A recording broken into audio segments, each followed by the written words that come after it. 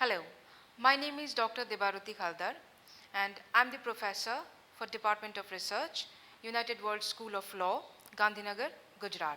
I'm also the honorary managing director for Center for Cyber Victim Counseling. This module is titled as Online Privacy Protection.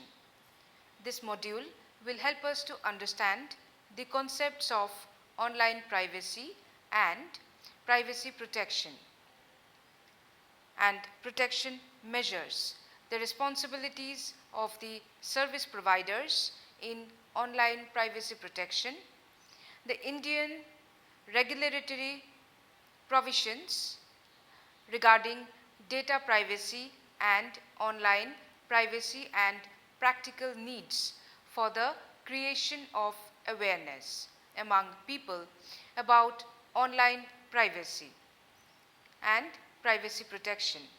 This module is divided into 5 parts, that is, introduction, need for online privacy, types of offenses related to online privacy, and summary and conclusion. Privacy in one word may mean right to be left alone without anyone unethical intrusion.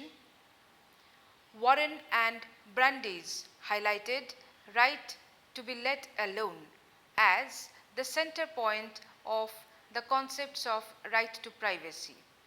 Online privacy protection may imply a holistic concept of protection of online data, including financial data, reputation, and protection against unethical surveillance by the government or government-aided agencies. Due to huge penetration of information technology into all sectors, including health, education, banking, and even in social relationships, online privacy has become extremely vulnerable. The financial data, including the banking data provided by the customer to the bank, or the health data generated by a hospital for monitoring the health condition of a patient, or financial or private residential data provided by the customer to the e-commerce companies, or employee profiles collected by the workplaces, or the personal data generated by the user of any social media and provided to the social media company, etc., may be vulnerable data which, if breached, may bring harm to the original owner of such data, that is, the individuals concerned. These data may be collected by private companies or the public sector organizations like the government, banks, government hospitals, etc. In certain cases, the public sector organization may also include several government departments issuing identity cards, policies, licenses, etc. However, it would be wrong to say that such government departments may be solely responsible for protecting privacy and confidentiality of the data from the starting of the gathering of the data till the end, that is, disseminating processed data in the tangible form, like the election identity card, Aadhaar card, driving license, etc. This is because the government may engage several private companies to collect and process or provide final processed data. As such, even though the company concerned may be directly liable for the breaching of the privacy of such stored data, government may also be vicariously liable for the same.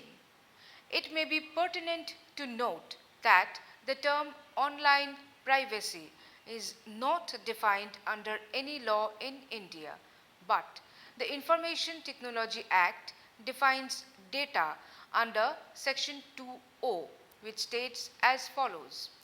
Data means a representation of information, knowledge, facts, concepts, or instructions which are being prepared or have been prepared in a formalized manner and is intended to be processed, is being processed, or has been processed in a computer system or computer network and may be in any form including computer printouts, magnetic or optical storage media, punched cards, punched tapes, or stored internally in the memory of the computer.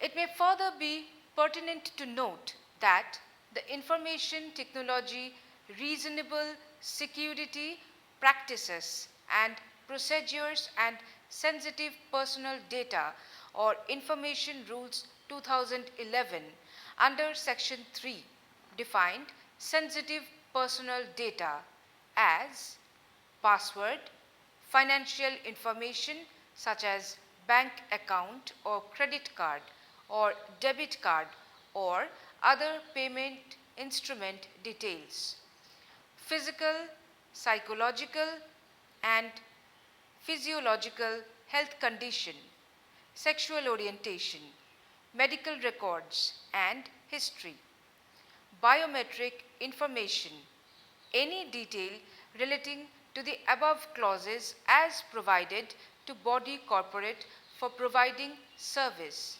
and any of the information received under above clauses by body corporate for processing, stored or processed under lawful contract or otherwise as may be seen from the above. These are some of the meanings of the concept of privacy as per Indian legal understanding. Need for online privacy. As was held in the case of Kharak Singh versus State of UP and others, the Supreme Court of India for the first time recognized right to privacy as a necessary right to every individual. However, it was later included within the scope of Article 21 of the Constitution of India, guaranteeing right to life, liberty and property, and it was not given any separate provision unlike right to education, which was covered under Article 21A of the Constitution of India. Privacy in the real world may be protected by applying constitutional rights as well as by preventing intruders from entering into one's own premises or by preventing unwanted intruders from infringing into the notion of privacy by way of installing spy camera or voyeurism.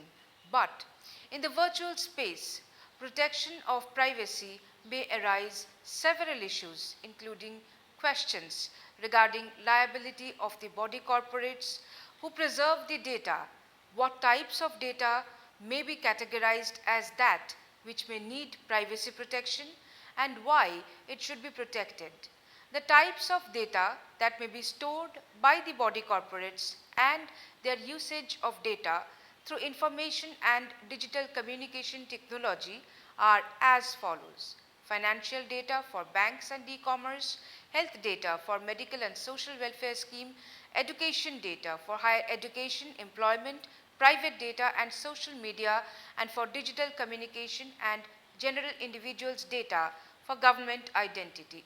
It may be understood that the data that are gathered from the users may be fed to the data bank of particular body corporates for different reasons. For example, in case of banking data, financial information of any individual may be stored by the particular bank and may be used for e-commerce purposes, taxes, loans and credits, and even social welfare benefits by the data provider. Similarly, information provided to the health sector may be used for monitoring the concerned person's health, preventing him to be exposed to more risky environment, providing financial benefits under government social welfare schemes, etc. Community health data may also be used to map spreading of viral disease.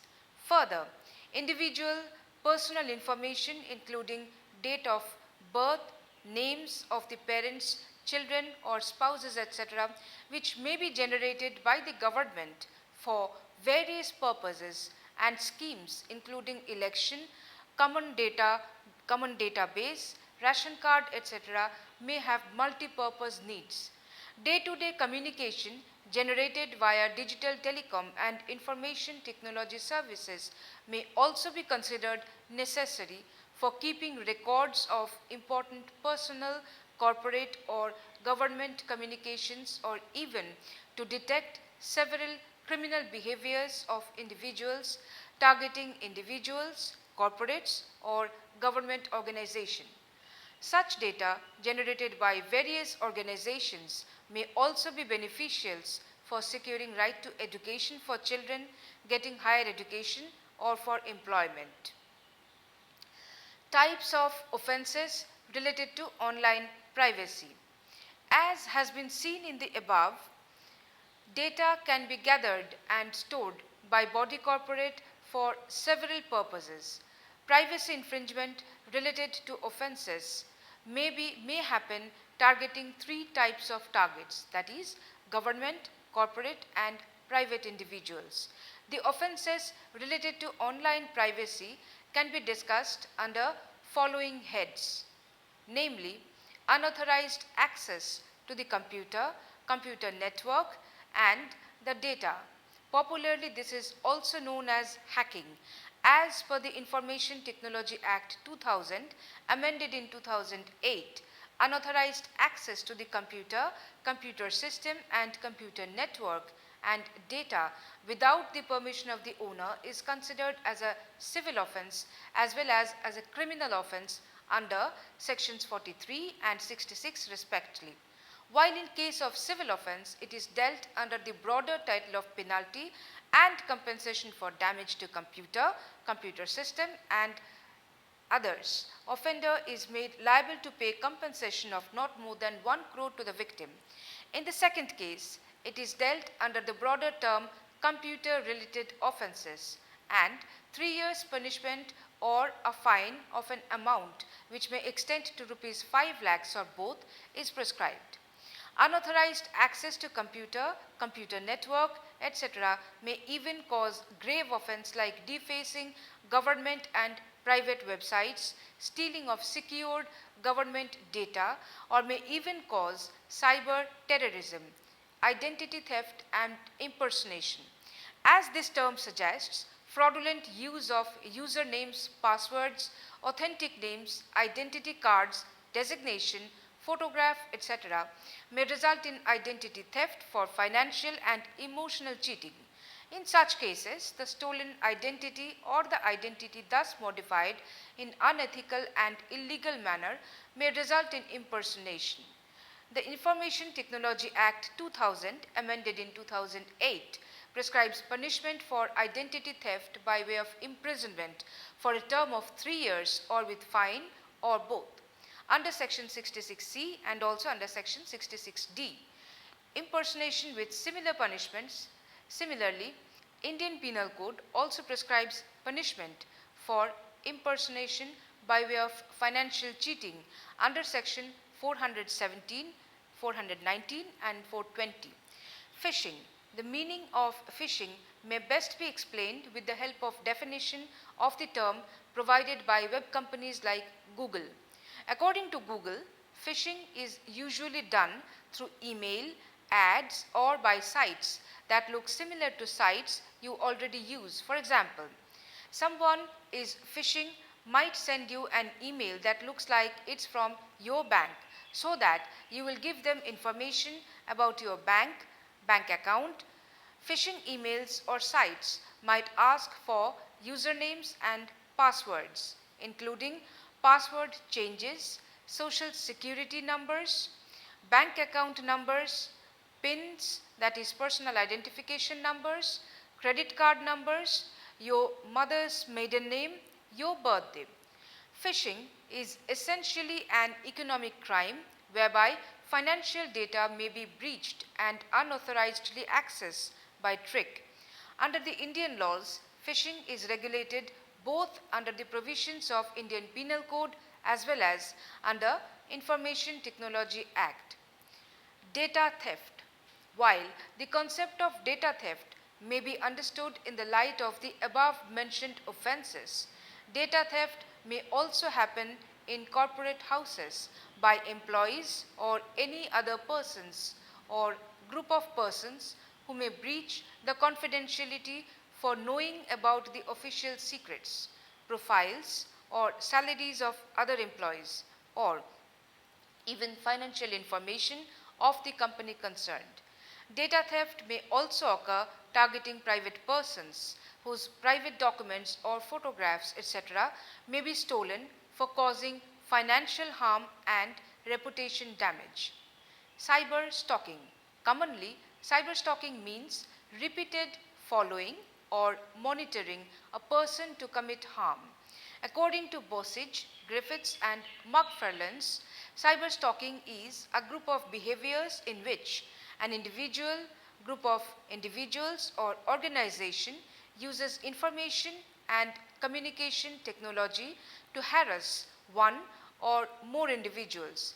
Such behaviors may include but are not limited to the transmission of threats and false accusations. Identity theft, data theft, damage to data or equipment, computer monitoring, the solicitation of minors for sexual purposes and confrontation. According to Haldar and Jaishankar, in one word, when following is added by mens rea to commit harm and it is successfully digitally carried out, we can say cyber stalking has happened.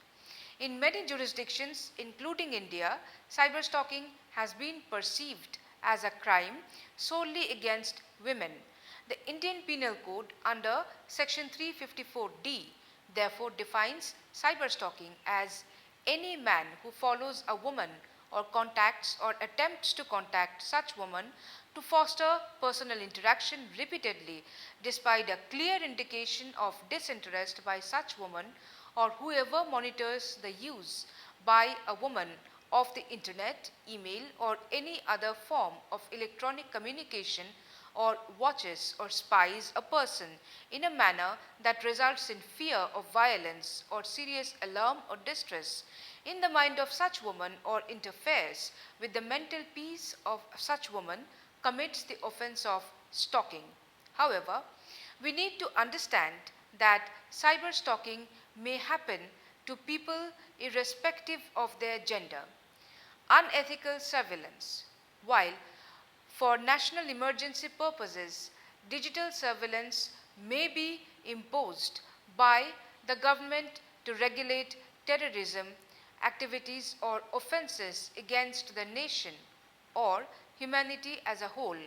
In general, unauthorized surveillance is illegal and against constitutional rights of privacy. In unethical surveillance, phone communications may be tapped or email, social media communications may be monitored without any specific need. Such necessity may include checking a person's criminal background or getting digital evidence about any crime, etc. Violation of bodily privacy by digital communication technology, that is voyeurism.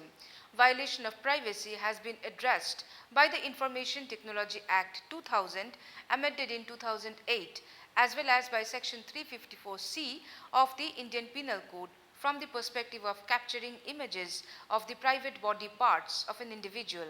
As per Section 66E of the Information Technology Act 2000, amended in 2008, specially women, as per Section 354C of the Indian Penal Code, without that person's consent and knowledge by digital means.